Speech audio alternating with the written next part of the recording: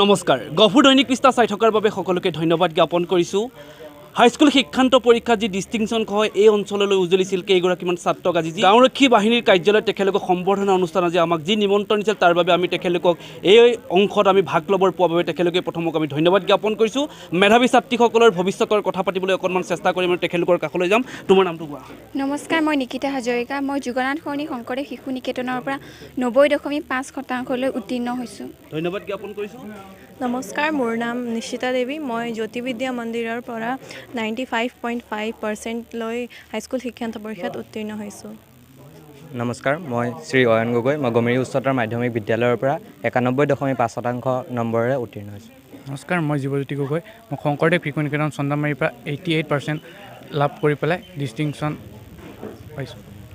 Namaskar, my name is Drupad Acharyya and I have passed my HSLC examination from Morningstar High School and I have scored 88.5%. নমস্কাৰ, মোৰ নাম গোবিন্দ পাল। মই গমেৰী উচ্চতৰ মাধ্যমিক বিদ্যালয়ৰ পৰা 88.2% মাৰ্কেৰে উত্তীৰ্ণ হৈছোঁ।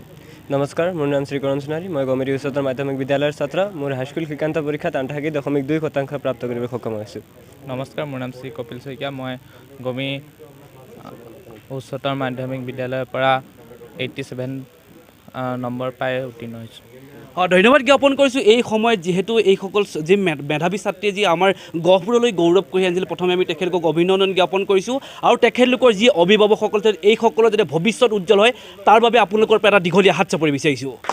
আমি এই মুহূৰ্তত সামগ্ৰিক পৰিৱেশটো দি আছোঁ। আজি যিসকল ইয়াৰ জ্ঞাপন কৰিছোঁ, আমি এইসকলৰ ভৱিষ্যত উজ্জ্বল কামনা কৰিছোঁ। আৰু যি গাঁওৰক্ষী বাহিনীৰ উপসভাপতি ডাঙৰীয়া আজি আমাৰ লগত আছে, খুব সুন্দৰ এটা আপোনালোকে অনুষ্ঠান কৰিলে, তাৰ বাবে আজি আপোনালোকক ধন্যবাদ জ্ঞাপন কৰিছোঁ। কি ক'ব আপুনি এই মুহূৰ্তত? হয়, নমস্কাৰ।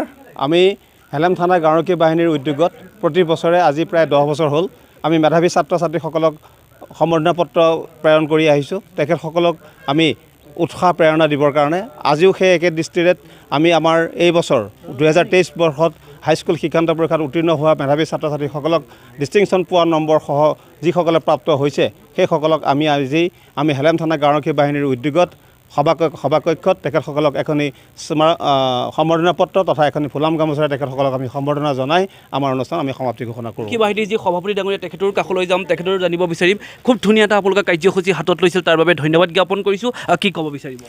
ধন্যবাদ থাকিল দৈনিক পৃষ্ঠালৈ, ধন্যবাদ থাকিল হেলেম থানা গাঁওৰক্ষী বাহিনী সমিতিৰ আজি 12 বছৰ কাল আমি বিভিন্ন সমাজৰ লগত জড়িত হোৱা কাম গাঁওৰক্ষী বাহিনীয়ে কৰি আহিছে আৰু হাইস্কুল শিক্ষান্ত পৰীক্ষাত সুখ্যাতিৰে উত্তীৰ্ণ হোৱা ছাত্ৰ ছাত্ৰীক আমি অভিনন্দন জনোৱা কাৰ্যসূচী এইখন আমাৰ 7 নম্বৰ 2023।